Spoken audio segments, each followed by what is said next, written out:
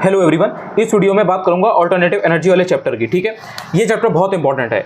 अगर आप ध्यान से यूपीपीएससी के पेपर्स को एनालाइज करोगे, प्रीवियस ईयर क्वेश्चन पेपर को एनालाइज करोगे, आप ये पाओगे कि इस पर्टिकुलर चैप्टर से, इस टॉपिक से, इस थीम से हर बार 1 से 2 क्वेश्चन आते हैं। इसी से घूमते फिरते इसी के अराउंड के जो टॉपिक्स हैं ना, जो सब टॉपिक्स हैं, उन्हीं से रिलेटेड क्वेश्चन आते हैं। इनमें कुछ 3-4 चीजें हैं, उन अगर थीम को आपने पढ़ लिया, उन टॉपिक को अगर आपने पढ़ लिया, तो आपके 1 या 2 क्वेश्चन गारंटीड होते हैं, चाहे वो आरओ का पेपर हो, चाहे वो यूपीपीएससी का पेपर हो। बात करता हूं, देखो सबसे पहले इसमें है एनर्जी और एनर्जी के रिसोर्सेज। ये कोई ऐसी चीज नहीं है जो बहुत नई चीज है आपके लिए। अगर आप देखोगे तो रिसोर्सेज ऑफ एनर्जी जो है, यानी कि जो एनर्जी रिसोर्सेज हैं, वो 2 तरीके के होते हैं। एक होता है रिन्यूएबल, एक होता है नॉन रिन्यूएबल। यानी कि एक होता है नवीकरणीय, एक होता है अनवीकरणीय। अनवीकरणीय वो होते हैं जिनको आप दोबारा से नया नहीं कर सकते, दोबारा से बना नहीं सकते, नॉन रिन्यूएबल है, वो उनको आप रिन्यू नहीं करा सकते।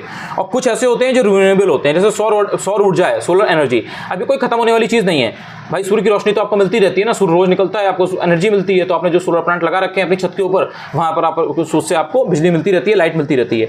इसी तरीके से पवन ऊर्जा है, विंड एनर्जी, इसी तरीके से जल विद्युत है, हाइड्रो एनर्जी, इसी तरीके से बायोगैस है, इसी तरीके से आपकी जो जियोथर्मल एनर्जी है वो है, और जो कूड़े कचरे से जो एनर्जी निकलती है वो भी बनती है, वो भी वही है, क्योंकि कूड़ा कचरा तो आप फेंकना बंद करोगे नहीं, तो वो तो रहेगा ही रहेगा। इसी तरीके से आपकी टाइडल एनर्जी भी होती है, ज्वारीय ऊर्जा। अब नॉन रिन्यूएबल कौन सी होती है? नॉन रिन्यूएबल वो होती है जैसे कोयला, पेट्रोलियम, नेचुरल गैस है ना, और जो आपका न्यूक्लियर एनर्जी है, शेल गैस है, ये सब क्या है, खत्म होने वाली चीजें हैं। भाई कोयला आपको अभी मिल रहा है, हो सकता है कोयला एक लिमिट के बाद जितना ज्यादा यूज उसका है, यूसेज है, खत्म हो जाए। ये जैसे नेचुरल गैस है, पेट्रोलियम है, आपने देखा है कितना ज्यादा चीजें इसमें डिपेंड होना पड़ता है भारत को। तो इसलिए ये सारी चीजें ऐसी हैं जो खत्म होने वाली हैं, इनको आप दोबारा रिन्यू नहीं करा सकते, इनका लिमिटेड रिसोर्सेज हैं और वो भी धीरे धीरे खत्म हो रहे हैं। और वो भी जरूरी नहीं है कि आपकी कंट्री में, आपके पर्टिकुलर स्टेट में हो सकता है कि उसको बाहर से मंगाना पड़ता हो, इसीलिए आपको महंगा भी मिलता है और भारत उस पर डिपेंडेंट है अदर कंट्री के ऊपर।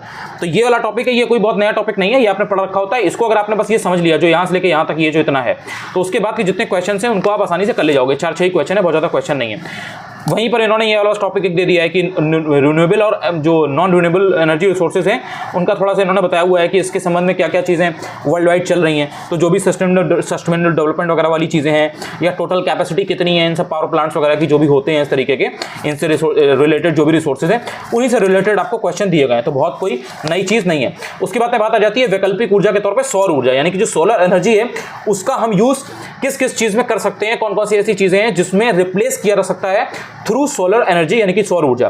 मतलब एक बहुत छोटे से एग्जांपल के थ्रू बताता हूं। आपने देखा होगा कि जो आप रेडी वाले पे जाते हो, जो स्ट्रीट वेंडर्स हैं उनके पास आप जाते हो, तो आपने देखा होता है वो आजकल बैटरी वगैरह यूज कर रहे होते हैं, और सोलर वाले जो बल्ब वगैरह होते हैं उनका यूज कर रहे होते हैं। इवन आपका सबसे बढ़िया जो एग्जाम्पल है वो ये है, आजकल जो आपके लोकेलिटी में, आपके डिस्ट्रिक्ट में आसपास आपकी जो बिल्डिंग्स होंगी, हॉस्पिटल्स वगैरह, उनकी छत पे आप देखना सोलर प्लांट्स लगे हुए हैं बड़े बड़े। तो वो जो लगे हुए हैं ना, उनके थ्रू बहुत ज्यादा बिजली की बचत होती है। आप घर में 3-3, 4-4 एसी भी चला रहे हो ना, अगर ये हॉस्पिटल वगैरह में जैसे बहुत ज्यादा एसी चलते हैं, बहुत ज्यादा बिल्डिंग्स जो होती हैं उनमें एसी वगैरह का कंजप्शन होता है। सो वहां पर क्या होता है कि इसके थ्रू, सोलर प्लांट्स के थ्रू बहुत ज्यादा बिजली की बचत होती है, बहुत पैसे कम देने पड़ते हैं। सो वो एक बहुत अच्छा अल्टरनेटिव एनर्जी का सोर्स हो गया ना। वही सब यहाँ पर जो 3-4 तरीके होते हैं ना, उसको उन्होंने बताया गया है। सरकार ने जो तरीके उसमें लगाए हुए हैं, नई नई जो स्कीम उससे रिलेटेड है, उन सबको भी इसमें इन्होंने बताया हुआ है। उसी से रिलेटेड क्वेश्चन आपको देखने को यहाँ पर मिल जाते हैं। तो बस ये इतना सा ही समझ लो चैप्टर है, इसमें मेन चीजें यही है। उसके बाद में एक टॉपिक आपका आ जाता है बायोडीजल। बायोडीजल मतलब वही कि जो बायो से रिलेटेड जो भी आपके रिसोर्सेज हैं उनके थ्रू जो डीजल वगैरह बनाते हैं, जैसे जेट्रोफा एक होती है फसल, तो वो बायोडीजल की फसल होती है। इसके अलावा भी जैसे 1-2 और भी होते हैं, तो उनमें उसके जो बीज वगैरह होते हैं या उसका जो पौधा होता है, उसमें कुछ ऐसे एसिड वगैरह होते हैं, कुछ ऐसी चीजें होती हैं जिसको यूज किया जा सकता है। जैसे इसी में एक आपका मक्का आ जाता है। मक्का की जो खेती है वो एथेनॉल के लिए की जा सकती है, यानी कि CH3CH2OH। तो यही सब कुछ बेसिक चीजें हैं। कुछ ऐसी फसलें वगैरह होती हैं, उनका जो वेस्ट प्रोडक्ट्स होते हैं, जैसे मान लो मूंगफली के छिलके हैं, या धान की भूसी वगैरह है, या जैसे नारियल का जो ऊपर का जो कवरिंग नहीं होती है, जो उसको आप ऐसे खींच करके निकालते हो, जिसको जटा वाला जो नारियल होता है नवरात्र वगैरह में, जिसको आप बाद में फिर फोड़ते हो, उसका पानी पीते हो आप।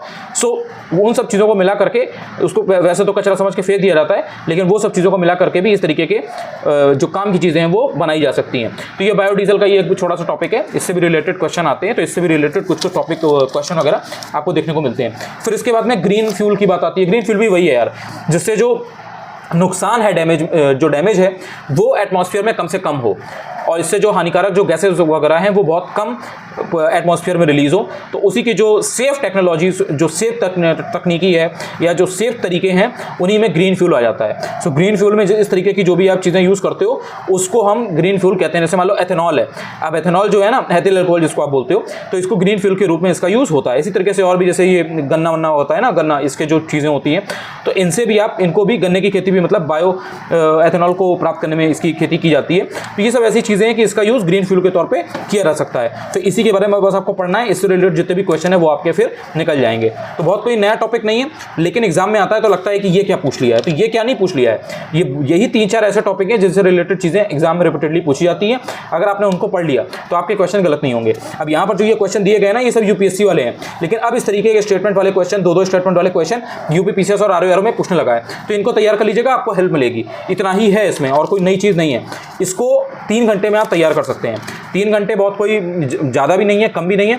3 घंटे में बड़े आराम से आप कर सकते हो। 3 घंटे मैंने इसको इसलिए दिया है ताकि ये जो कॉन्सेप्ट है इसको आप बिल्कुल भी गलत ना करें, चाहे वो ग्रीन फ्यूल का हो, चाहे वो बायोडीजल का हो, चाहे फिर वो आपका ऑल्टरनेटिव एनर्जी सोलर एनर्जी का हो, चाहे फिर आपके बेसिक जो रिसोर्सेज हैं एनर्जी के वो, या फिर रिन्यूएबल और नॉन रिन्यूएबल एनर्जी रिसोर्सेज हो। 3 घंटे में इसको कंप्लीट करके रिपोर्ट करो। Thank you so much. पहली बार अगर वीडियो मेरा ये देख रहे हो यूट्यूब पर, तो आप चाहो तो चैनल को सब्सक्राइब भी कर सकते हो। टेलीग्राम जरूर ज्वाइन कर लेना, अनुज चतुर्वेदी यूपीपीएससी है। थैंक यू यार।